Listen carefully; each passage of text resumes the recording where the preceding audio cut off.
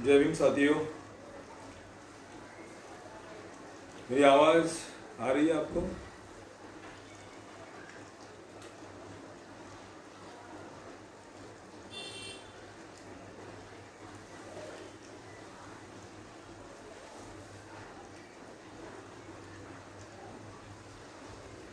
विश्व शांति दूत तथागत भगवान गौतम बुद्ध, विश्व रत्न डॉक्टर बाबा साहब अम्बेडकर, क्रांतिबा ज्योतिबा फुले, छत्रपति शिवाजी महाराज, छत्रपति शाहू महाराज, माता रमाई जिजाई टिमाई, माता सावित्रीबाई फुले, पेरियार जी, संत रविदास, इसी तरह सारी विश्व में जिन जिन महापुरुषों ने, जिन जिन महामाताओं ने मानवता के लिए काम किया है, उन सभी के विचारों को, स्मृति को मैं सर्वप्रथम अभिवादन करता हूं। मेरी आवाज आ रही है आपको? मेरी आवाज आ रही है ठीक से?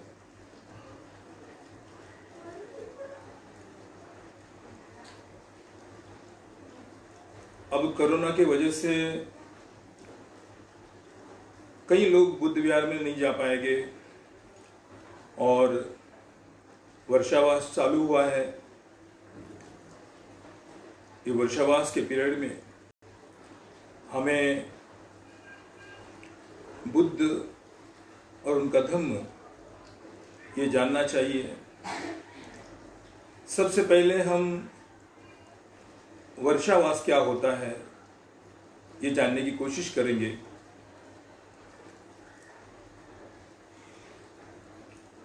आषाढ़ी पूर्णिमा से लेके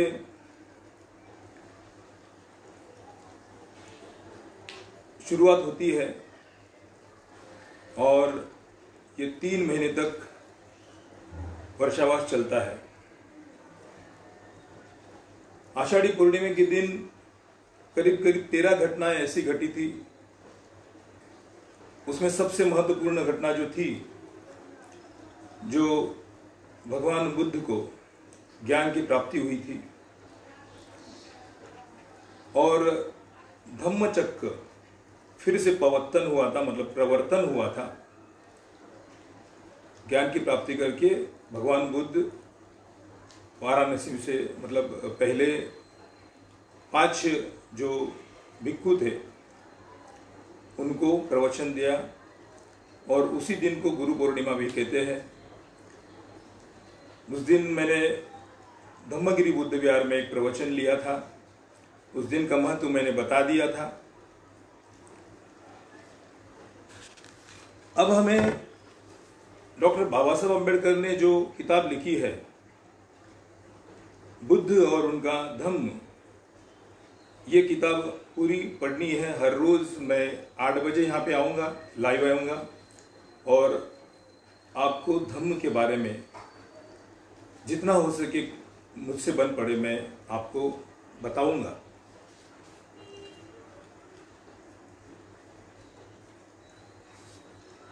दुनिया में हर धर्म के अंदर अपने अपनी धर्म ग्रंथ है।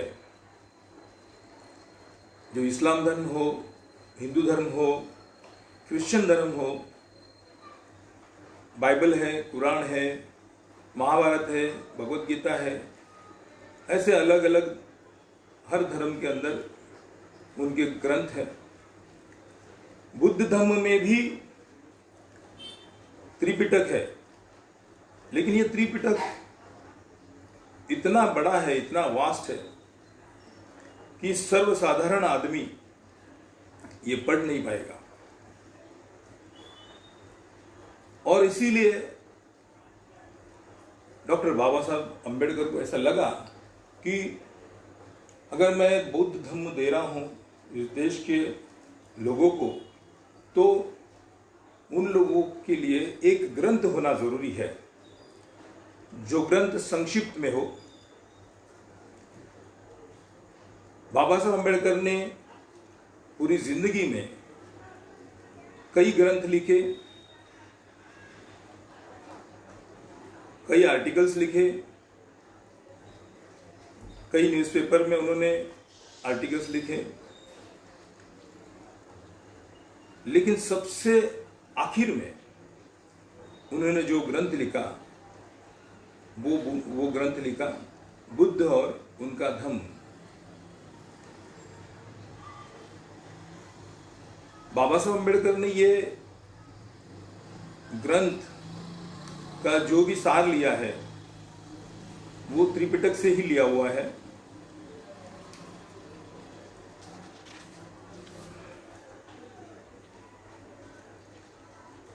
जो त्रिपिटक में अभिधम्म पिटक, सुत्त पिटक और विनय पिटक, इन तीनों को मिलके त्रिपिटक होता है। बुद्ध और धम्म उनका ग्रंथ तो मैं पढ़ूंगा ही पढ़ूंगा, लेकिन इसी के साथ में मैं, हो सकता है आपको जरूरत पड़े विनय पिटक रहेगा या अभिधम्म पिटक रहेगा, सुत्त पिटक रहेगा या मिलिंद प्रश्न रहेगा या धम्म पद होगा, इनमें से भी मैं कुछ उदाहरण आपको दूंगा। मेरे पास अभी हिंदी में बुद्ध और उनका धम्म ये ग्रंथ उपलब्ध नहीं है, लेकिन मैं मराठी में पढ़ूंगा और हिंदी में आपको एक्सप्लेन करूंगा। शायद 1-2 दिन में मेरे पास हिंदी का ग्रंथ आ जाएगा, उस वक्त मैं आपको ये बता दूंगा, मतलब वो आपको बताने में मुझे कन्वीनियंस रहेगा। आज से हम शुरुआत करते हैं। विश्व रत्न डॉक्टर बाबा साहब अम्बेडकर ने अपनी जिंदगी में सबसे आखिरी और सबसे महत्वपूर्ण जो ग्रंथ लिखा, बुद्ध और उनका धम्म। तो दोस्तों, आज हम उसे ही पढ़ने चालू कर रहे हैं।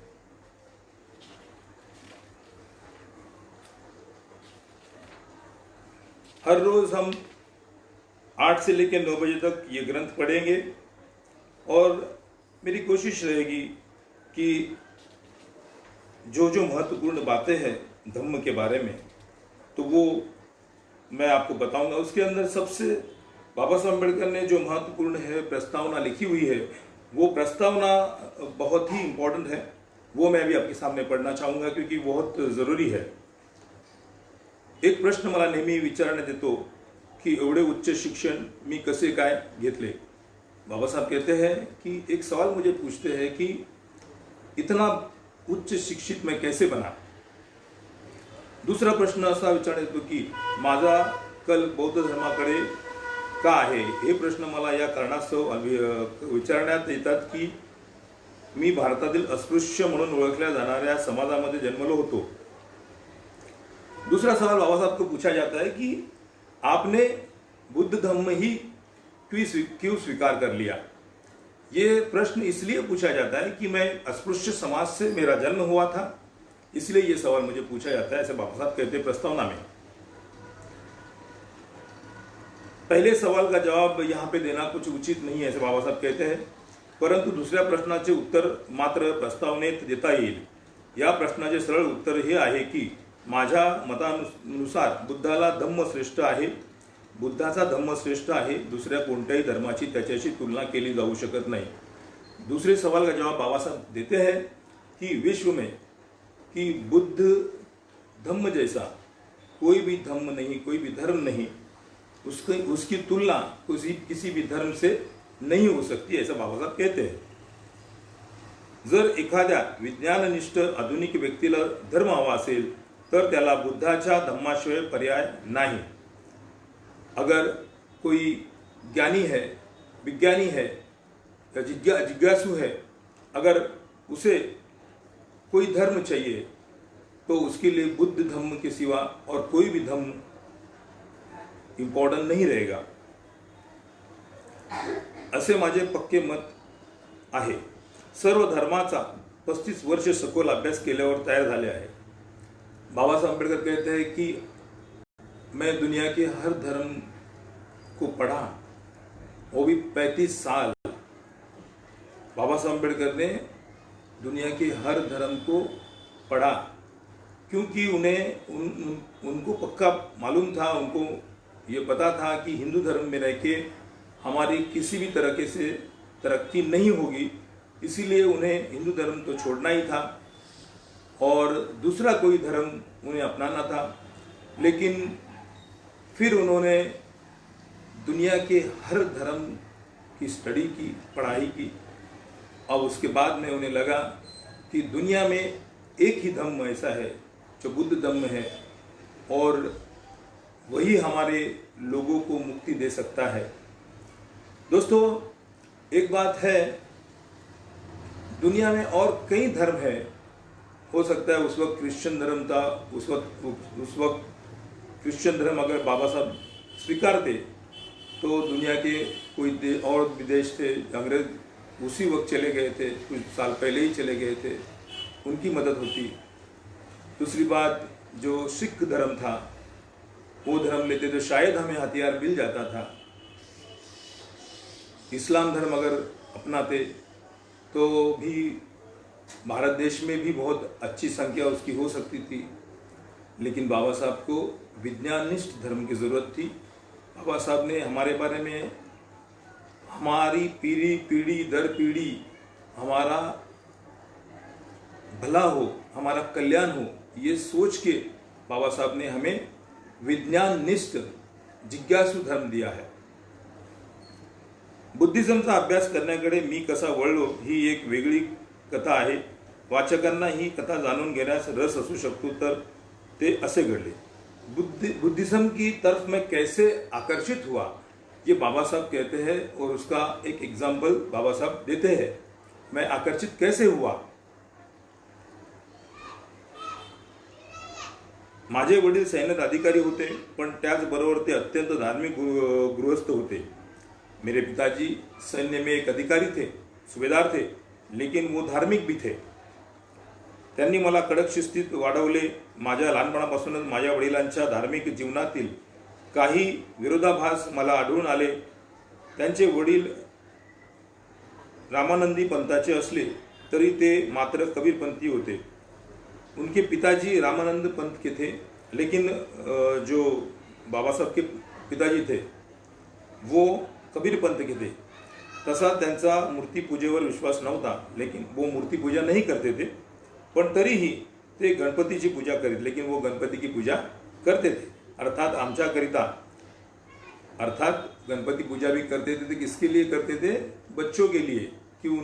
अभी देखो, भगवान को कोई भी इंसान मानता है तो डर के मारे ही मानता है। कुछ मेरे बच्चों का भला हो, या मेरा भला हो, या मेरी बीवी का भला हो, या मुझे कुछ बड़ा कुछ प्राप्ति हो, शुभ लाभ हो, ऐसी सब बातों की वजह से लोग डर के मारे भगवान को मानते हैं। वो गणपति की पूजा करते थे और बाबा साहब कहते हैं कि अर्थातच माझ्याकरिता, मतलब हमारे लिए गणपति की पूजा करते थे।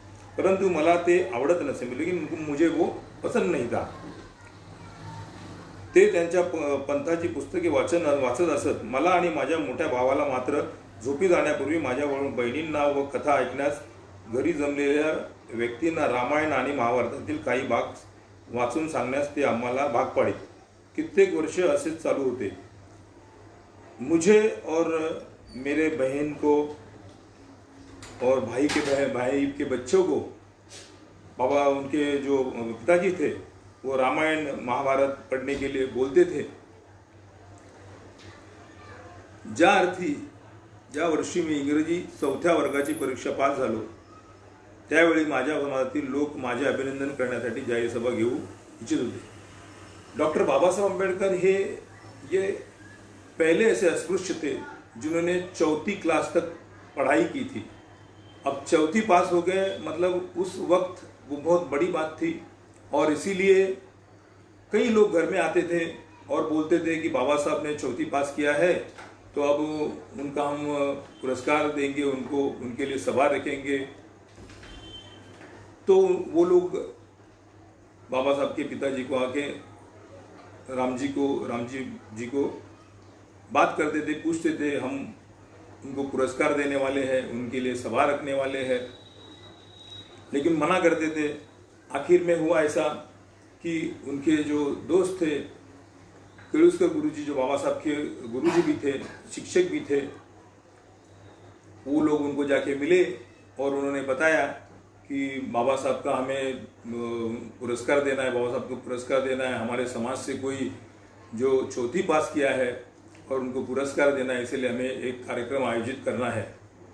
तो केळुस्कर गुरुजी उनके पास गए, पिताजी के पास गए और पिताजी को विनती की कि हमें कार्यक्रम करने दीजिए। तब जाके पिताजी उन्होंने मान लिया। केळुस्करांनी सयाजीराव ओरिएंटल सिरीज बडोदा करिता लिहिलेले बुद्धाचे चरित्र मला सुप्रेम भेट म्हणून दिले। मी मोठ्या आवडीने ते पुस्तक वाचले। त्या पुस्तकाचे मी फार प्रभावित व प्रेरित झालो। बाबा साहब कहते हैं कि अगर केळुस्कर गुरुजी उस दिन उन्होंने जो लिखा था, जो किताब लिखी थी, भगवान बुद्ध के चरित्र पे जो किताब लिखी थी, चरित्र लिखा था, सयाजीराव ओरिएंटल सीरीज बड़ौदा के लिए उन्होंने किताब लिखी थी, लेकिन वो किताब बाबा साहब को केळुस्कर गुरुजी ने दी और पहली बार बाबा साहब को कुछ अलग पढ़ने को मिला, अलग सुनने को मिला, अलग विचार मिले। मला प्रश्न पडला की माझ्या वडिलांनी बौद्ध साहित्याचा परिचय आम्हाला का करून दिला नाही। बाबा साहब कहते हैं कि मुझे एक सवाल खड़ा हुआ कि हमारे पिताजी ने हमें आज तक बुद्ध धर्म के बारे में कुछ भी क्यों नहीं बताया। हा प्रश्न मी माझ्या वडिलांना विचारण्यास निश्चय केला। एक दिवशी मी तो माझ्या वडिलांना विचारला। मी त्यांना म्हटले की रामायण आणि महाभारतातील शूद्र आणि अस्पृश्याच्या अधपतनाच्या आणि ब्राह्मण क्षत्रिय यांच्या महिमा ग्रंथीत मंडित करणाऱ्या कथा वाचण्यास ते आम्हाला का भाग पड़तात। बाबा साहब ने एक दिन उनको सवाल पूछ ही लिया, उनके पिताजी को सवाल पूछ ही लिया। और क्या पूछा सवाल उन्होंने कि हमें जबरन आप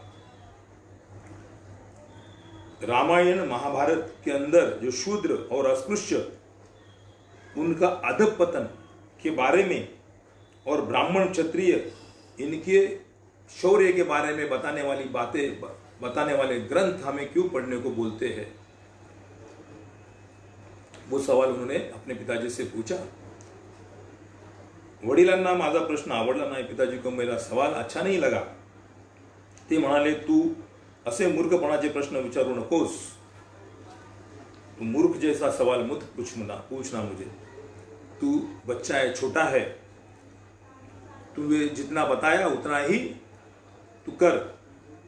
माझे वडील रोमन हुकुमशाह सारखेच होते आणि ते आपल्या मुलांवर हुकुमशाही गाजवायचे। बाबा साहब कहते हैं कि मेरे पिताजी रोमन हुकुमशाह जैसे थे और हुकुमशाही करते थे घर में। मला आत्याकडे सोपून माझी आई लहानपणी वारली। मेरी माँ, मैं जब छोटा था उस वक्त चल बसी, लेकिन मेरी देखभाल मेरी बुआ ने की। मातृहीन म्हणून मला थोड़े स्वतंत्र होते, मुझे माँ नहीं थी, इसलिए मैं थोड़ा सा फ्रीडम मिला था। काही काळानंतर मी पुन्हा तोच प्रश्न वडिलांना विचारला। त्यावेळी वडिलांनी उत्तराची तयारी ठेवली होती। कुछ दिन बाद फिर से मैंने एक सवाल पूछा। उस वक्त पिताजी ने ये उसका क्या जवाब देना है वो डिसाइड करके रखा था। ते म्हणाले, मी तुम्हाला महाभारत व रामायण वाचावयास सांगतो, याचे कारण असे आहे की आपण अस्पृश्य आहोत। मैं आपको रामायण महाभारत पढ़ने के लिए बोलता हूँ, इसका कारण ये है कि हम अस्पृश्य है। स्वाभाविकपणे तुझ्यामध्ये न्यूनगंड निर्माण होऊ शकतो।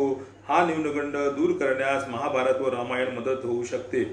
हो सकता है तुम अपने आप को छोटा समझे, ये ना हो, इसीलिए मैं रामायण और महाभारत पढ़ने के लिए बोलता हूँ। अब वो क्या एग्जाम्पल देते हैं, द्रोण आणि कर्ण याचे उदाहरण पहा। बोलते द्रोण और कर्ण का उदाहरण देखिए।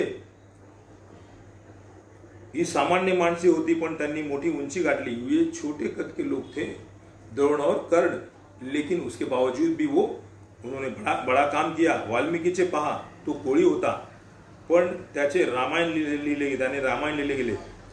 वाल्मीकि कोली था जाति से, लेकिन उन्होंने रामायण लिखा। तुमच्यातील न्यूनगंड काढून टाकण्यास रामायण आणि महाभारत मी सुद्धा वाचण्यास सांगतो, इसीलिए मैं रामायण महाभारत पढ़ने के लिए बोलता हूँ। अभी उनके पास कोई जवाब तो ठोस जवाब तो था नहीं, इसीलिए उन्होंने ये जवाब दे दिया।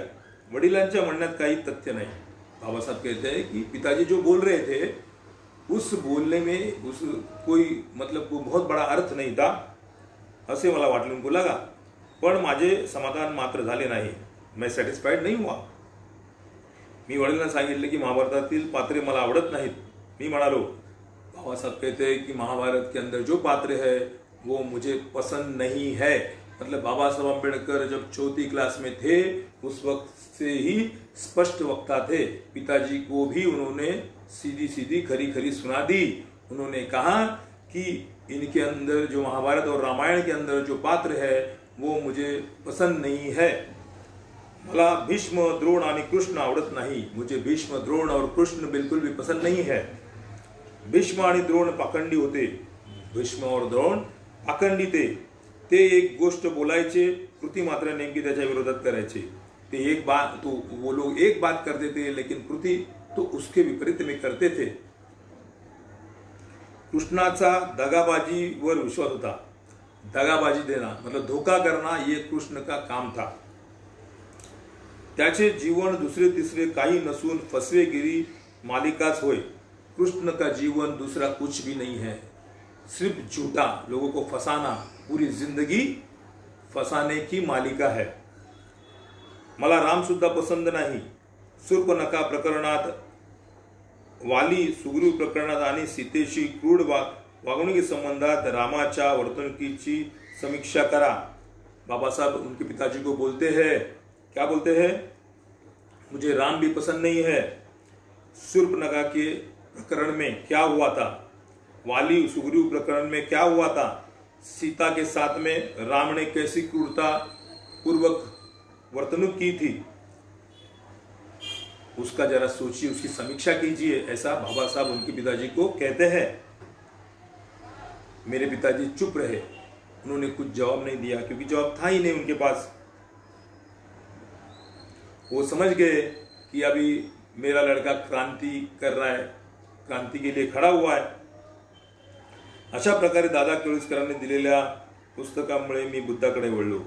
इसी तरह मैं हमारे जो गुरुजी थे, जो सर थे दादा केळुसकर, उन्होंने बुद्ध का चरित्र दिया था और वो चरित्र पढ़ के ही पहली बार मुझे पता चला कि बुद्ध कितने श्रेष्ठ थे और बुद्ध की ओर वो आकर्षित हो गए। अब सोचने वाली बात यह है कि केळुसकर गुरुजी ये ब्राह्मण समाज थे लेकिन उसके बावजूद भी उन्होंने बुद्ध का चरित्र लिखा और बाबा साहब अम्बेडकर को उन्होंने प्रेजेंट किया। तो हमारी जो लड़ाई है किसी भी जाति और धर्म के खिलाफ नहीं है, किसी भी वर्ण के खिलाफ नहीं है, किसी भी प्रांत के खिलाफ नहीं है। हमारी लड़ाई विचारों के विपरीत है, विचारों के खिलाफ है। जो विचार अगर असत्य विचार है तो उसके खिलाफ हमारी जंग है, हमारी लड़ाई है। जो खुद ब्राह्मण थे केळुसकर गुरुजी, उसके बावजूद उन्होंने बुद्ध का चरित्र बाबा साहब को प्रेजेंट दिया था। त्या लहान वयात सुद्धा रिकाम्या डोक्याने मी बुद्धाकडे गेलो नाही। मैं छोटा था इसके बावजूद भी मैं खाली दिमाग से बुद्ध की तरफ आकर्षित नहीं हुआ। मैं आकर्षित हुआ तो वहां भी कुछ सवाल खड़े करके मैं आकर्षित हुआ। मला पार्श्वभूमी होती आणि बुद्धाच्या जीवनावरील पुस्तक वाचताना मी तुलना व भेद करीत असे। भगवान बुद्ध के जीवन का जो किताब पढ़ते थे तो वो किताब को लेके और बुद्ध का चरित्र को लेके और लोगों से भी वो तुलना करते थे बाबा साहब। बुद्ध आणि त्यांचा धम्म यांच्यात रस घेण्याची ही माझी सुरुवात होती। बुद्ध और उनके धम्म के अंदर रस लेने को, इंटरेस्ट लेने को पहली शुरुआत थी। हे पुस्तक लिखण्याची वेगळी कुळकथा आहे। ये किताब लिखने की एक अलग से कथा है। 1951 में महाबोधी सोसायटीच्या मासिकाच्या संपादकाने वैशाख अंकाकरिता लेख लिहिण्यास मला सांगितले। 1951 में महाबोधी सोसाइटी ने उनका जो मासिक था, जो किताब थी, उसके अंदर एक आर्टिकल लिखने के लिए बाबा साहब को कहा गया था।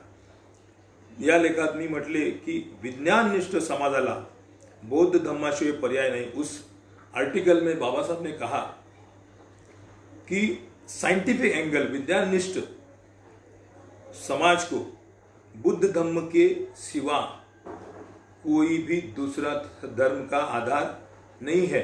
सोचिए इस वाक्य में कितनी ताकत है। किसके लिए? विज्ञाननिष्ठ, जो जिज्ञासु है, जो विज्ञाननिष्ठ लोग हैं उनके लिए। जो अंधभक्त लोग हैं उनके लिए तो कुछ भी चल जाता है, अन्यथा तो समाज नष्ट होईल, या तो फिर वो समाज नष्ट हो जाएगा। हे सुद्धा नमूद केले की जर आधुनिक जगाला स्वतःला वाचवायचे असेल तर त्याला बौद्ध धम्माशिवाय कास धरावी लागेल। अगर जो आधुनिक जग है, 21वीं सदी में जो दुनिया चल रही है, उसको अगर सही रहना है तो बुद्ध धम्म के सिवा दूसरा कोई भी पर्याय नहीं है। बौद्ध वाङ्मय हे इतके विशाल आहे की कोणी एक व्यक्ती ते पूर्णपणे वाचू शकत नाही। मैंने पहले ही कहा, बुद्ध धम्म इतना बड़ा है, त्रिपिटक इतना बड़ा है कि कोई एक आदमी वो पढ़ नहीं सकता। त्यामुळे बुद्धिज्म ची वाटचाल अत्यंत मंद गतीने होते आहे। इसीलिए एटलीस्ट भारत देश में तो बुद्धिज्म तो उस वक्त नहीं के बराबर था। बायबल सारखे एखादे पुस्तक बौद्धांकडे नाही, ही त्यांची मोठी उणीव आहे। या लेखाच्या प्रकाशनानंतर मला अनेक लेखी व तोंडी विनंत्या करण्यात आल्या की मी असे पुस्तक लिहावे। त्यांना प्रतिसाद म्हणून हे कार्य मी स्वीकारले आहे। मैंने पहले ही कहा था कि ऐसे कई जो सब धर्म है उनके एक छोटी छोटी किताबी है, एक ग्रंथ है जिसे पवित्र ग्रंथ कहते हैं। ऐसा कोई किताब होना चाहिए जो संसारिक लोग हैं, जो सर्वसाधारण लोग हैं, जो उसे पढ़ सके और थोड़ा सा ज्ञान हासिल कर ले बुद्ध धम्म क्या है। और इसीलिए मैंने ये किताब लिखी। सर्व टीकांना निरस्त करण्याच्या हेतूने मी हे स्पष्ट करू इच्छितो की हे पुस्तक मौलिक आहे, असा दावा मी करत नहीं। मैं ये भी नहीं कहता हूँ कि ये किताब बहुत ही मौलिक है, ऐसा भी दावा मैं नहीं कर रहा हूँ। अनेक पुस्तकातील साहित्य याकरिता गोळा करण्यात आले आहे। मैंने कई किताब पढ़े, उसके बाद उसके अंदर से जो अच्छी चीज़ें मुझे जो भी लगी मैंने इस किताब में रख दी। अश्वघोष रचित बुद्ध चरित्राचा मी विशेष उल्लेख करू इच्छितो। अश्वघोष ने जो बुद्ध चरित्र लिखा उसका मैं यहाँ पे जिक्र करता हूँ। त्याची काव्य प्रतिष्ठा कोणीही नाकारू शकत नाही। काही प्रसंगी मी त्याची भाषा शैली उचलली आहे। मैंने कुछ शब्द तो जैसे कि वैसे मैंने इस किताब में लिखे हैं अश्वघोष की। या पुस्तकातील ज्या बाबी करता मी मौलिकतेचा आग्रह धरेन ते म्हणजे प्रकरणाची मांडणी ही होय। अगर मौलिकता कुछ है तो प्रकरण जो कैसे लिखा गया है वो, ज्यामध्ये मी सुटसुटीतपणा व स्पष्टता आणण्याचा प्रयत्न केला आहे। या पुस्तकात काही गोष्टी अशा आहेत की त्या बुद्धिज्मच्या अभ्यासकांना डोकेदुखी ठराव्या। इस किताब में कुछ चीज़ें ऐसी है कि बुद्धिज्म की जो पढ़ाई करते हैं, जो स्टडी करते हैं, जो बुद्धिज्म को फॉलो करते हैं, शायद उनको कुछ विपदा हो सकती है। त्याचा उहापोह मी परिचय या सदरात केला है, वो मैंने भी स्पष्टीकरण किया है।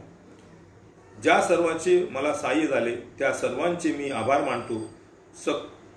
सकरुली या गाँवचे नानकचंद, जिन जिन लोगों ने मुझे इस किताब लिखने के लिए सहायता की उन सब का मैं आभारी हूँ।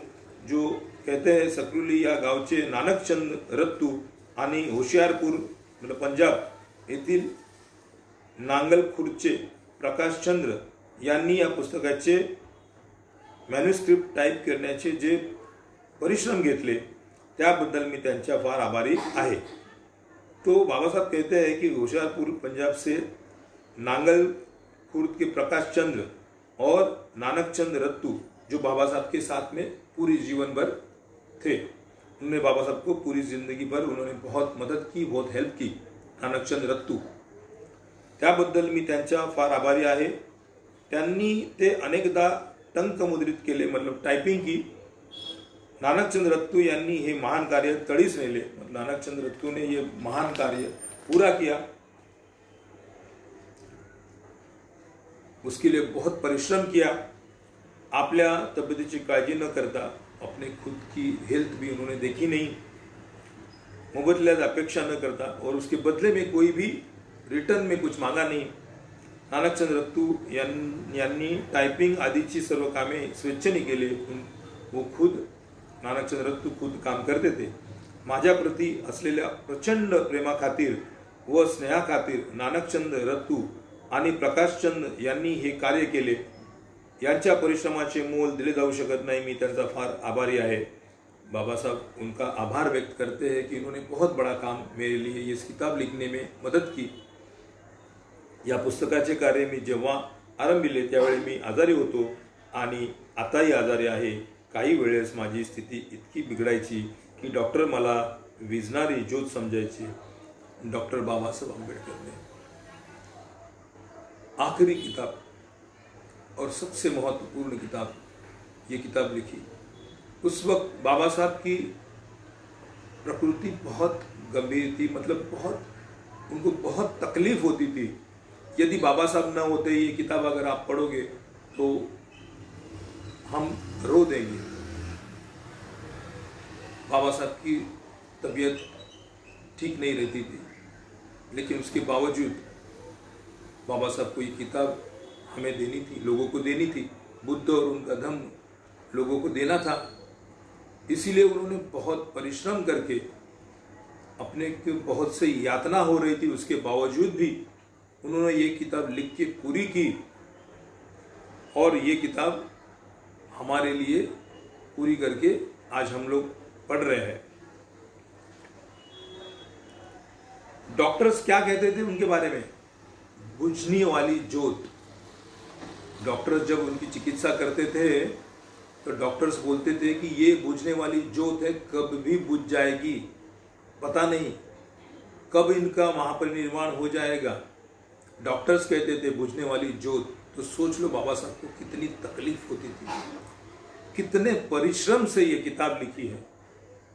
तो हमारा ये फर्ज बनता है कि ये किताब हमें पढ़नी चाहिए. सिर्फ पढ़नी नहीं चाहिए. ऐसे तो कई लोग अपने घर में किताब ये रखे होंगे, शायद पढ़ भी ली होगी, लेकिन ये किताब कोई सर्वसाधारण किताब नहीं है, सर्वसाधारण ग्रंथ नहीं है. उनको आपको हजारों बार पढ़ना होगा. जब आप हजारों बार पढ़ेंगे तब हमें मालूम पड़ेगा धम्म क्या है. क्योंकि बुद्ध धम्म जो है दुख मुक्ति का मार्ग है, और हमें असंख्य समस्याएं से गुजरना पड़ता है. उसके सॉल्यूशन भी उतने ही बड़े होंगे. इसीलिए बुद्ध धम्म कोई छोटा धर्म नहीं है. उसे एक बार ये वो जो किताब है, जो ग्रंथ है, आप एक बार पढ़ के आप समझ नहीं पाओगे. आपको कई प्रवचन सुनने पड़ेंगे, आपको कई ऑडियोज जो अभी अवेलेबल है ऑडियोज सुननी पड़ेगी, कई किताबें, अलग अलग किताबें पढ़नी पड़ेगी, तब जाके आप बुद्ध धम्म समझोगे. और अपने जीवन के अंदर हर सवाल का जवाब आपको बुद्ध धम्म में मिलेगा. क्योंकि बुद्ध धम्म क्या है? बुद्ध धम्म दुख मुक्ति का मार्ग है. बॉटम लाइन है, याद रखो. ये मैं रोज बताऊंगा, क्योंकि ये बात अगर भूलोगे और बुद्ध धम्म पढ़ोगे तो तुम पल्ले कुछ भी नहीं पड़ेगा. हमें हर वक्त ये ध्यान में रखना होगा कि बुद्ध धम्म दूसरा तीसरा कुछ भी नहीं है. बुद्ध धम्म दुख मुक्ति का मार्ग है. और अगर दुख मुक्ति का मार्ग है तो हमारे जीवन के अंदर बहुत सी समस्याएं हैं, और अगर बहुत सी समस्याएं हैं तो उस समस्याएं सुलझाने के हल भी बहुत होंगे. तो बुद्ध धम्म को समझने के लिए तुम एक बार में पढ़ के उसे नहीं समझ पाओगे. हमें कई किताबें पढ़नी पड़ेगी, हमें प्रवचन सुनने पड़ेंगे, हमें ध्यान साधना भी करनी पड़ेगी. समझने के लिए ध्यान साधना करनी ही पड़ेगी। शील, समाधि, प्रज्ञा, आर्य अष्टांगिक मार्ग, दशपारमिता, 4 जो आर्य सत्य है, ये हर बात, हर चीज हमें समझनी पड़ेगी। तब जाके हमें बुद्ध धम्म समझ में आएगा और तब जाके हम दुख मुक्त हो जाएंगे। मालवणकर यांच्या वैद्यकीय कौशल्य, उनके डॉक्टर थे मालवणकर, देखिए ये भी ब्राह्मण थे। कौशल देखिए, ये सबसे बड़ी बात बाबा साहब ने यहाँ पे कही है। क्या कहे? या पुस्तकाचे कार्य मी जेव्हा आरंभिले त्यावेळी मी आजारी होतो, मैं बीमार था उस वक्त जब मैं ये किताब लिख रहा था, आणि आताही अभी भी है, अभी भी हूँ। काही वेळेस माझी स्थिती इतकी बिघडायची की डॉक्टर्स मला विझणारी ज्योत समजायचे। या विझणाऱ्या ज्योतीला पुन्हा जीवन देणे माझ्या पत्नीच्या आणि डॉक्टर मालवणकर यांच्या वैद्यकीय कौशल्यामुळे शक्य झाले। ये कितनी महत्वपूर्ण बात बाबा साहब ने कही। मुझे अगर ये किताब लिखने में सबसे ज्यादा मदद किसने की रहेगी? डॉक्टर मालवणकर और उनकी जो पत्नी थी कबीर, उनकी जो पत्नी थे, उन्होंने उन्हें बाबा साहब को बहुत मदद की। उनके कौशल्य की वजह से ये पॉसिबल हुआ। मी त्यांचा हार्दिक आभारी आहे, मैं उनका आभारी हूं। कुछ लोगों ने माई साहब के बारे में कुछ किताबें लिखी, कुछ लोग बोलते हैं कि माई साहब ने बाबा साहब को मरवाया या जो भी है। ये जो लोगों के अंदर भ्रांतियां लोग फैला रहे हैं, तो उनके लिए ये बहुत बड़ा बाबा साहब ने जवाब दिया है इस किताब के अंदर। अगर ये दो लोग ये डॉक्टर नहीं होते और मेरी माई साहब अम्बेडकर जो मेरी पत्नी थी वो अगर नहीं होती तो शायद ये किताब मैं पूरी नहीं कर पाता। और उनके लिए मैं बहुत उनका शुक्रगुजार हूँ, ऐसा बाबा साहब कहते हैं। त्यांनी हे कार्य पूर्ण करण्यास मला मदत केली। मी MB चिटणीस यांचा सुद्धा आभारी है। देखिए ये तीसरी व्यक्ति जो है ये भी ब्राह्मण है। कोण? MB चिटणीस यांचा सुद्धा आभारी आहे। त्यांनी या पुस्तकाचे प्रूफे तपासण्याचा विशेष रुचि घेतली। उन्होंने भी इस किताब की प्रूफिंग जो होती है तो वो काम चिटणीसने की। मी हे नमूद करू इच्छितो की बुद्धिझमचा अभ्यास करावयास आवश्यक 3 पुस्तकांच्या संचातील हे पुस्तक होय। अन्य 2 पुस्तके म्हणजे बुद्ध आणि कार्ल मार्क्स, बाबा साहब ने बुद्ध धम्म के ऊपर या बुद्ध धम्म से रिलेटेड 3 किताबें लिखी है। दूसरी किताब ये लिखी बुद्ध आणि कार्ल मार्क्स, और एक किताब लिखी प्राचीन भारतातील क्रांति आणि प्रतिक्रांति। मेरा कहना है कि ये दोनों किताबें हमें पढ़नी ही होगी। अगर ये सबसे महत्वपूर्ण किताब है, हमें अगर मूवमेंट जाननी है, जो क्रांति और प्रतिक्रांति, जो प्राचीन भारतातील क्रांति और प्रतिक्रांति हमको पढ़नी ही पड़ेगी। या वो मुझे अगर महत्वपूर्ण लगा तो मैं कुछ इसके भी उदाहरण बीच बीच में दूंगा आपको। त्या अनेक भागामध्ये लिहिलेल्या गेल्या आहेत, त्या लवकरात लवकर प्रसिद्ध होतील अशी मी आशा करतो। बाबा साहब कहते हैं कि ये अनेक पार्ट्स में लिखी हुई है और जल्दी से जल्दी आपको पढ़ने को मिलेगी। आज हमने ये क्रांति और प्रतिक्रांति पढ़ी हुई है, बुद्ध और कार्ल मार्क्स भी पढ़ा हुआ है, लोग हमारे पढ़ रहे हैं। तो इस तरह बाबा साहब की प्रस्तावना बुद्ध और उनका धम्म यहाँ पे ख़त्म हो जाता है। बुद्ध और धम्म, उनकी किताब का जो प्रस्तावना बाबा साहब ने लिखी है यहाँ पे ख़त्म हो जाती है। बाबा साहब ने इस किताब के अंदर ये किताब कब से शुरुआत की, किसके मदद से शुरुआत की, कैसे पूरी की, बुद्ध धम्म की ओर किस तरह आकर्षित हुए, ये सब बातें उन्होंने यहाँ पे लिखी हुई है। तो आज हम शुरुआत करेंगे सीधे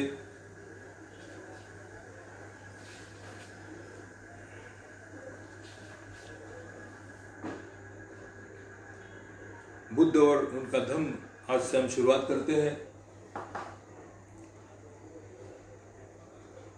अपना कई 10-15 दिन का वक्त ऑलरेडी चला गया है, आज से मैंने चालू किया है, तो कोशिश करूंगा कि ये अगले 3 महीने के अंदर ये किताब पूरी हो और मुझसे जितना हो बन पड़े मैं आपको अच्छी तरह से समझाने की कोशिश करूंगा। क्योंकि कोई किताब सिर्फ पढ़ के नहीं समझ सकते, कई प्रवचन हमें सुनने पड़ेंगे, कई ऑडियोज हमें सुननी पड़ेगी, कई बातें हमें सुननी पड़ेगी, और ध्यान साधना भी, हर चीज़ के बारे में मैं डिस्कस करूँगा।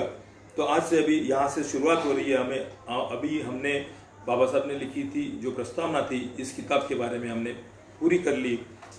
हम यहाँ से अभी शुरुआत करते। बुद्ध का कुल। ख्रिस्तपूर्व 6व्या शतकात उत्तर भारत हे एकच एक सलग प्रभुत्व संपन्न राज्य नव्हते। ख्रिस्त के पूर्व 600 साल पर पूर्व उत्तर भारत में एक सलग प्रभुत्व संपन्न राज्य नहीं था, मतलब किसी एक राजा की छत्र छाया में नहीं था। देश अनेक राज्यात विभागला होता। काही राज्य मोठी होते, काही लहान होते, त्यापैकी काही राज्य राजवटी खाली होती, इतर नव्हती। उस वक्त जो देश था, जो भारत देश था, वो भारत देश एक पूरा देश नहीं था, संघ राज्य नहीं था, वो अलग अलग छोटे छोटे राज्य थे। राज्याच्या राजवटीखाली असलेली राज्य एकूण 16 होती। पूरी राज्य कितने थे? 16 थे। त्यांची नावे अंग, मगध, काशी, कौशल, वृज्जी, मल्ल, चेदी, वत्स, कुरु, पांचाल, मत्स्य, सौरसेन, अश्मक, अरवती, गांधार आणि कंबोज ऐसे 16 राज्य थे उस वक्त। 4. ज्या राज्यात राज्याची राजवट नव्हती त्या राज्याची नावे, जहां पे राजा शासन नहीं करते थे, वो कौन से राज्य थे? कपिलवस्तूचे शाक्य, पावा आणि कुशीनगरचे मल्ल, वैशालीचे लिच्छवी, मिथिलेचे विदेह, रामग्राम के कोलिय, कल्लकप के बुली, केसपुत के कलिंग, पिप्पल वन के मौर्य, और जिसकी राजधानी सुसुमारगिरी थी वो भग्ग ऐसे थे। 5. राजाच्या राजवटीखाली असलेली राज्य जनपद म्हणून तर एकछत्री राजाच्या राजवटीखाली नसलेले राज्य किंवा संघ गण म्हणून ओळखली जाते। अब ये बड़ी महत्वपूर्ण बात है। जो राजा के छत्र छाया में रहते थे उसे राज्य जनपद कहते थे, और जो राजा के छत्र छाया में नहीं थे उसको संघ या गण कहते थे। गणराज्य मतलब गण म्हणून ओळखले जात होते। कपिलवस्तू येथील शाक्याच्या राज्य प्रणालीच्या स्वरूपाविषयी अधिक माहिती उपलब्ध नहीं, लेकिन कपिलवस्तु के बारे में राज्य प्रणाली कैसी थी वो उसके बारे में कोई अभी बहुत ठोस जानकारी मौजूद नहीं है। त्यामुळे तेथे प्रजासत्ताक राज्य पद्धती होती की अल्प लोकसत्ताक राज्य पद्धती होती याविषयी निश्चित सांगता येत नहीं, लेकिन उसके बारे में प्रजासत्ताक राज्य पद्धति थी या अल्पसंख्यक लोकसत्ताक राज्य पद्धति थी ये ठीक से बता नहीं पाएंगे। 7. एवढे मात्र पक्के माहित आहे की शाक्याच्या प्रजासत्ताकात त्यावेळी अनेक राजघराणी होती आणि ती राजघराणी ठराविक क्रमाने एका पाठोपाठ एक अशी राज्य करीत असत। लेकिन एक तो सही बोल सकते हैं कि शाक्य जो था, शाक्य के राज्य में अलग अलग राजघराने थे। शाक्य के राज्य में अलग अलग राजघराने थे और वो एक के बाद दूसरा, दूसरे के बाद तीसरा, तीसरे के बाद चौथा, इस तरह से वो शासन करते थे शाक्य लोग। या राजघराण्याच्या प्रमुखाला राजा म्हणून संबोधले जाए। इस राजघराने का जो प्रमुख रहता था उसे राजा कहते थे। सिद्धार्थ गौतमाच्या जन्म समय शुद्धोधन राजा होता। सिद्धार्थ गौतम के जन्म के समय में शुद्धोधन ये राजा थे।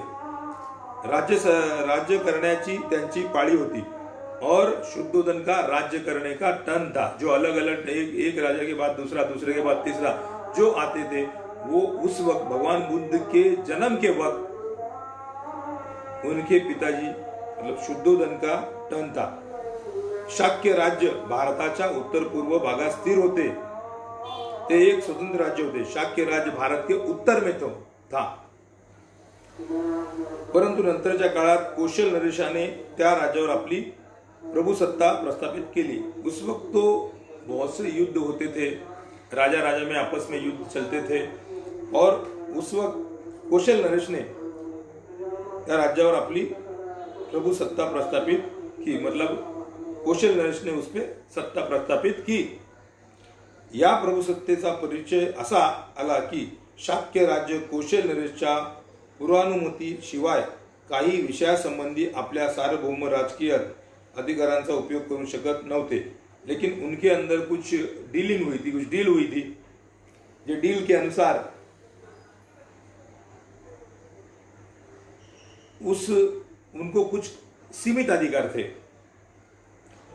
त्या काळात जी राज्य अस्तित्वात होती त्यात कौशल हे एक सामर्थ्यशाली राज्य होते। उस वक्त में जितने भी राजा थे उसमें कौशल राज था, वो बड़ा सामर्थ्यशाली था, बलवान था, बलदंड था। त्याचप्रमाणे मगध हे एक सामर्थ्यशाली राज्य होते। मगध भी एक बड़ा सामर्थ्यशाली राज्य उस वक्त हुआ करता था। कौशल नरेश प्रसेनजित आणि मगध नरेश बिंबिसार हे सिद्धार्थ गौतमाचे समकालीन होते। भगवान बुद्ध के समकालीन कौन कौन थे, मतलब सिद्धार्थ के समकालीन कौन थे? कौशल नरेश थे, प्रसेनजित थे, मगध नरेश बिंबिसार थे। मगध के जो नरेश जो राजा थे, जो बिंबिसार थे, वो साथ थे। दो, बुद्ध के पूर्वज। शाक्याची राजधानी कपिलवस्तु नावाने संबोधली जात होती। शाक्य की जो राजधानी थी उसे कपिलवस्तु कहा जाता था। कदाचित कपिलवस्तु हे नाव महान बुद्धी प्रामाण्यवादी कपिल याच्या नावावरून पडले असावे।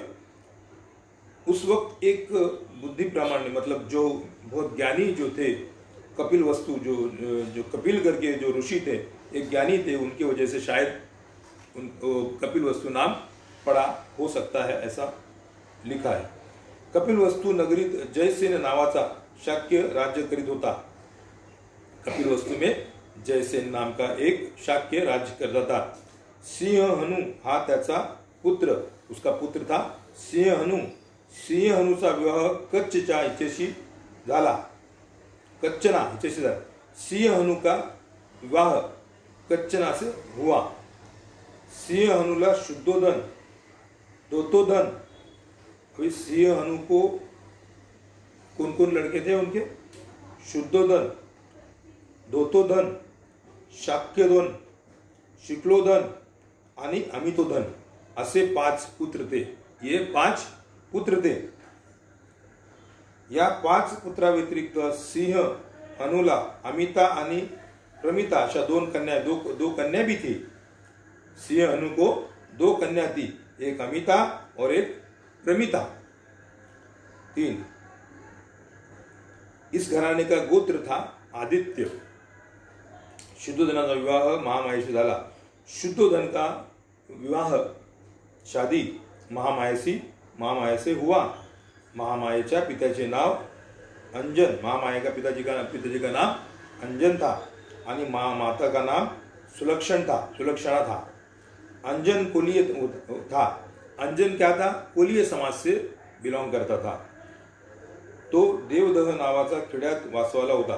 देवदह नाम का एक छोटा सा गांव था, उस गांव में वो लोग रहते थे। शुद्धोधन हा महान योद्धा होता। शुद्धोधन राजा जो था बड़ा योद्धा था। जेव्हा शुद्धोधनाने शौर्याचा परिचय दिला तेव्हा त्याला दुसरा विवाह करण्याची अनुमती मिळाली। जब उस वक्त जो राजा थे, राजा महाराजा थे, वो अनेक शादी करते थे। तो जब और उसके लिए उनको हम कितने शौर्य है वो अपने को बताना होता था, और शुद्धोधन ने वो बता दिया और दूसरी शादी को उनको परमिशन मिली। त्याने महाराजापती द्वितीय भार्या म्हणून निवड केली। उन्होंने महाप्रजापति जो दूसरी उनकी पत्नी थी। महाप्रजापती ही महामायाची मोठी भगिनी, महामाया की ही बड़ी बहन थी। वो महाप्रजापती जो थी वो महामाया की बड़ी बहन थी। शुद्धोधन हा धनधान्य संपन्न असा गृहस्थ होता। शुद्धोधन सभी तरीके से संपन्न थे। तो विस्तीर्ण अशा भूमीचा स्वामी होता। जब राजा थे तो बहुत बड़ी भूमि जमीन थी उनके पास। त्यांच्याकडे भरपूर सेवक होते, बहुत नौकर चाकर थे। असे म्हटले जाते की त्यांच्या स्वामित्वाखालील भूमीच्या नांगरणीसाठी एका वेळी 1000 नांगरांचा उपयोग करावा लागत असे। उस कहते हैं कि कम से कम 1000 हल चलते थे उनके खेती में। तो ऐश्वर्य संपन्न जीवन जगत होता। त्याचे अनेक राजप्रसाद होते, मतलब बहुत अच्छी जिंदगी वो जी रहे थे। अब तीसरा जो महत्वपूर्ण पड़ाव है, हम जा रहे हैं आगे, जिसमें बुद्ध का जन्म है। जो शुरुआत जो है ये एक कथा स्वरूप रहेगा। इसमें कथा स्वरूप हमें सुनना रहेगा। ये कथा महत्वपूर्ण तो है, जन्म का हुआ, कैसे हुआ, क्या क्या था, वो सब महत्वपूर्ण है। लेकिन भगवान बुद्ध का जो धम्म है वो सबसे महत्वपूर्ण रहेगा। उसका विश्लेषण मैं बहुत अच्छी तरह से करूंगा। लेकिन ये तो क्या हुआ, इतिहास क्या है, ये बता रहा हूं बस। शुद्धोधना घरी सिद्धार्थ गौतमाचा जन्म झाला। त्याची जन्मकथा अशी आहे। शुद्धोधन के घर में गौतम बुद्ध का, मतलब सिद्धार्थ गौतम का जन्म हुआ। उनकी कथा कैसी, जो अभी बता रहे भगवान बाबा साहब। ग्रीष्म ऋतूच्या मध्यात आषाढ महिन्यात वर्षोत्सव साजरा करण्याची शाक्यांची परंपरा होती। ग्रीष्म ऋतु के अंदर, आषाढ़ महीने के अंदर एक बड़ा फेस्टिवल सेलिब्रेट करते थे। राज्यातील सर्व शाक्य हा उत्सव साजरा करीत असत।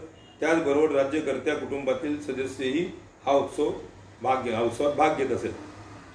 तो वो जो फेस्टिवल था उसमें सभी लोग शामिल होते थे। साधारणपणे हा वर्षोत्सव 7 दिवसपर्यंत साजरा करण्याची शाक्याची प्रथा होती। शाक्य लोग 7 दिन तक इसको सेलिब्रेट करते थे। एके प्रसंगी महामायेने हा उत्सव थाटामाटात पुष्पगंधा सहित अमोद प्रमोदाने साजरा करण्याचे ठरवले, परंतु त्यात मादक द्रव्य सेवनाला बंदी होती। देखिए, उस वक्त भी महामाया ने ये उत्सव मैं भी सेलिब्रेट करूंगी, महामाया ने कहा। लेकिन उसमें क्या नियम बनाया कि शराब नहीं होगी। वो सेलिब्रेशन में शराब नहीं होगी। 7वें दिवशी, मतलब 7 दिन जो सेलिब्रेशन चलता था, उस सेलिब्रेशन के अंदर शराब नहीं होगी। 7व्या दिवशी ती प्रातःकाळी जागी झाली।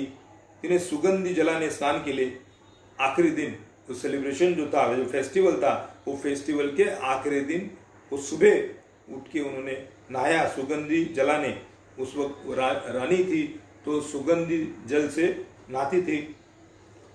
तिने 4 लाख कर्षापण, मतलब मुद्रा दान किया। 4 लाख मुद्रा है दान की। तिने स्वतःला मौल्यवान आभूषणांनी अलंकृत केले, आभूषण पहने। तिने स्वच्छेने सर्वोत्तम भोजन ग्रहण केले। उसने बहुत अच्छा भोजन स्वीकार कर लिया, ग्रहण कर लिया। तिने व्रत घेतले आणि त्यानंतर ती राजमहालातील सुंदर सुशोभित शयन मंदिरी शयनासाठी गेली। और उसके बाद में वो राजमहल के अंदर शयन मंदिर में जाके सोने के लिए चली गई। त्या रात्री शुद्धोधन आणि महामाया यांचा सहवास घडला। महामायेला गर्भधारणा झाली। राजशय्येवर तिला गाढ निद्रा आली। तिला निद्रेत एक स्वप्न पडले। और उस रात में देखिए, जो फेस्टिवल था, उस फेस्टिवल के आखिरी दिन में महामाया ने क्या किया आपने सब सुन लिया। और उस दिन, उस रात में महामाया और राजा शुद्धोधन का सहवास हुआ। और उसके बाद में एक उन्हें सपना आया, एक ड्रीम आया। स्वप्नात तिला असे दिसले की 4 लोकपालांनी तिला निद्रिस्त स्थितीतच उचलले आणि हिमालयातील एका सपाट भूमीवर मोठ्या शाल वृक्षाच्या छायेत आणून ठेवले। सपने में उन्होंने क्या देखा कि 4 लोगों ने, 4 लोकपाल ने निद्रिस्त, जब वो सोई थी उसको उठा लिया, उसको उठा के हिमालय की ओर लेके चले गए और एक अच्छी जगह पे, एक प्लेन जगह पे शाल वृक्ष जो आज भी वहां पे है, शाल वृक्ष के नीचे उनको रख दिया, उसके छाया के नीचे रख दिया आणि ते सर्व बाजूला उभे और वो सब लोग बाजू में खडे रह गए। त्यानंतर त्या 4 लोकपालांच्या गृहिणी त्या ठिकाणी आल्या आणि त्यांनी तिला मानस सरोवराकडे नेले। उस शाल वृक्ष के बाजू में ही एक मानस सरोवर है, आज भी है। उस सरोवर के पास वो ले गए, उनकी गृहिणी भी आ गई उस वक्त। त्यांनी तिला नहाऊ घातले, उनको नहलाया, तिला स्वच्छ वस्त्र परिधान करावयास दिले, उसको स्वच्छ वस्त्र दिया परिधान करने के लिए, तिला सुगंध द्रव्य माखली, उनके शरीर को सुगंध द्रव्य से लेप लगाया, तिला त्यांनी पुष्पांनी अलंकृत केले, जणू महामाया एखाद्या दिव्यात्म्याच्या स्वागतासाठी सज्ज झाली। जैसे कि महामाया एक बहुत बड़े दिव्य कुछ तो घटने वाला है और उसके स्वागत के लिए महामाया को तैयार किया गया। त्यानंतर सुमेध नावाचा एक बोधिसत्व महामायेपुढे उपस्थित झाला आणि म्हणाला, या पृथ्वी तलावर माझा शेवटचा जन्म घेण्याचा मी निर्णय घेतला आहे। काय तू माझी माता होशील? ती म्हणाली, होय, मोठ्या आनंदाने मी याचा स्वीकार करते। या क्षणी महामाया जागी झाली। उस वक्त सुमेध नाम का एक बोधिसत्व, सुमेध, अब समझ लो कि बोधिसत्व क्या होते हैं। हम बाबा साहब अम्बेडकर को कहते हैं बोधिसत्व। बोधिसत्व वो होते हैं जिनकी पूरी जिंदगी वो लोगों के कल्याण के लिए व्यतीत करते हैं, बिताते हैं, उनको कहते हैं बोधिसत्व। इसीलिए डॉक्टर बाबा साहब अम्बेडकर को हम बोधिसत्व कहते हैं और डॉक्टर बाबा साहब अम्बेडकर बोधिसत्व ही थे। उनको बोधिसत्व ये जो उपाधि थी वो नेपाल के निर्वाण पद पे पहुंचे हुए बंती जी ने दी थी। तो जो सुमेध था, सुमेध नाम के बोधिसत्व थे, उन्होंने महामाया को प्रश्न उपस्थित किया कि क्या मैं ये मेरा आखिरी जन्म है और आखिरी जन्म में आपके यहाँ पे मैं जन्म लेना चाहता हूँ, क्या मैं आपके गर्भ में ये कर सकता हूँ, मैं आ सकता हूँ कि आपके यहाँ पे मेरा जन्म होगा? महामाया ने उनको हाँ कहा और वो जाग गई। अब इसके बारे में कई लोगों को अलग अलग सवाल हो सकते हैं, वो आगे चल के हम हर सवाल का जवाब ढूंढने की कोशिश करेंगे। दुसऱ्या दिवशी प्रातःकाळी महामायेने शुद्धोधनाला आपले स्वप्न सांगितले, उनके पति को बताया, शुद्धोधन को बताया महामायेने। या स्वप्नाचा अर्थ कसा लावावा हे शुद्धोधनाला समजले नाही, म्हणून त्यांनी स्वप्न विद्येत प्रवीण अशा 8 ब्राह्मणांना आमंत्रित केले। शुद्धोधन को समझ में नहीं आया कि ये स्वप्न का क्या मतलब है, इसका अर्थ क्या है, तो उन्होंने 8 ब्राह्मण को आमंत्रित किया। ब्राह्मण का मतलब आज आप लोग जो समझते हैं वो नहीं। ब्राह्मण, क्षत्रिय, वैश्य जो और शूद्र जो चातुर्वर्ण व्यवस्था बाद में इन्होंने जो बनाई गई वो नहीं। आज के जो ब्राह्मण हमें दिखते हैं, जो हमारे इतिहास में जो बुद्धिज्म में कई चीजें जो अच्छी लिखी गई है उनको अपने आप को लगा दिया, जैसे कि आर्य सत्य है तो खुद को आर्य लगा दिया। ब्राह्मण एक वर्ग है, धम्म पद के अंदर ब्राह्मण वर्ग है। ब्राह्मण मतलब कौन होते थे, उनकी एक प्रतिभा थी, उनकी एक स्टेप, उनका एक पद था। वो पद तक पहुंचने के लिए कुछ नियम थे, तो उन ब्राह्मणों को बुलाया गया था, आज के ब्राह्मण नहीं। बाद में इन लोगों ने अपने आप को वो जो सर्वश्रेष्ठ बुद्धिज्म के अंदर जो सर्वश्रेष्ठ जो पद थे वो अपने आप को लगाए हैं। वो धीरे धीरे आगे आगे मैं बताते जाऊंगा। ये आज अभी बताने वाली चीज ऐसी है कि 8 जो ब्राह्मण आए थे, वो ब्राह्मण जो जन्म से ब्राह्मण वाले नहीं थे, जो कर्म से ब्राह्मण थे, उन ब्राह्मण को उन 8 ब्राह्मण को बुलाया और जो 8 ब्राह्मण थे वो स्वप्न के बारे में जानकारी हासिल करने रखने वाले थे और जानकारी बताने वाले थे। ये 8 ब्राह्मण म्हणजे वो 8 ब्राह्मण कौन थे? राम, ध्वज, लक्ष्मण, मंत्री, यन्न, सुयम, सुबोध आणि सुदत्त हे होत। शुद्धोधनाने त्यांच्या स्वागत सत्काराची योग्य ती तैयारी केली। अब सोचने वाली बात यहाँ पे ये है कि इनमें राम भी है, इनमें लक्ष्मण भी है। राम है, ध्वज है, लक्ष्मण है, मंत्री, यंत्र, सुयम, सुयोग। अब बाबा साहब जो क्रांति और प्रतिक्रांति जो किताब बाबा साहब ने लिखी है, उसके अंदर बाबा साहब कहते हैं कि रामायण, महाभारत और भगवत गीता ये सब किताबें ईस्वी सन 400 साढ़े 400 के अंदर लिखी गई है और ये सब बातें ईस्वी सन पूर्व 600 साल की पहले की बातें हैं। तो इन बातों को लेके मैंने अभी ही बताया, आर्य भी अपने आप को लगा लिया, ब्राह्मण भी अपने आप को लगा लिया और राम और लक्ष्मण को भी कुछ कथा में उन्होंने पिरोया। जैसे कि पूरी भारत देश के अंदर ऐसे, जैसे कि अभी साकेत नगरी है जो इन्होंने अयोध्या नाम दिया, ऐसे कई चीजें, ऐसे कई बातें जो पुराने हिस्ट्री में थी, ओरिजिनल थी, जो उसको दूषित करने के लिए, उसको लोगों को डाइवर्ट करने के लिए उन्होंने बाद में ये किताबें लिखी गई। ऐसे बाबा साहब अम्बेडकर ने क्रांति और प्रतिक्रांति के अंदर प्रूफ के साथ में लिखा हुआ है। जरूरत पड़े तो हम वो भी शायद बीच में पढ़ लेंगे। कुछ उदाहरण के लिए मैं पढ़ूंगा। त्या ब्राह्मणाच्या स्वागतासाठी त्यांच्या वाटेवर पुष्पवृष्टी केली गेली, त्यांच्यासाठी उच्चासने मांडली गेली। उस ब्राह्मण के स्वागत के लिए पुष्पवृष्टि कर दी गई। उच्चासन मतलब ऊंचा आसन उनको दिया गया। शुद्ध धनाने त्या ब्राह्मणाचे दान पात्रे सोन्या चांदीने भरली। तूप, मधु, शर्करा मिश्रित दुधात शिजलेल्या उत्तम प्रतीच्या भाताचे भोजन त्यांना दिले। शुद्ध धनाने त्यांना वस्त्र, प्रावरणे आणि ताम्रवर्णी गायी दान दिल्या। उस वक्त जो भी दान के लिए मौजूद था वो हर चीज उन्होंने दी। क्या दिया?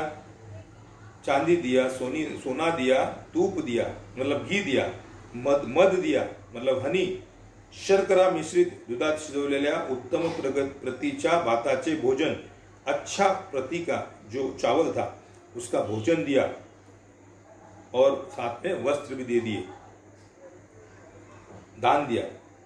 जेव्हा देखिए ये दान की जो सिस्टम थी उस वक्त से चालू थी, लेकिन इस चीज को एक्सप्लॉइट करके इन लोगों ने कुछ और बातें बना दी।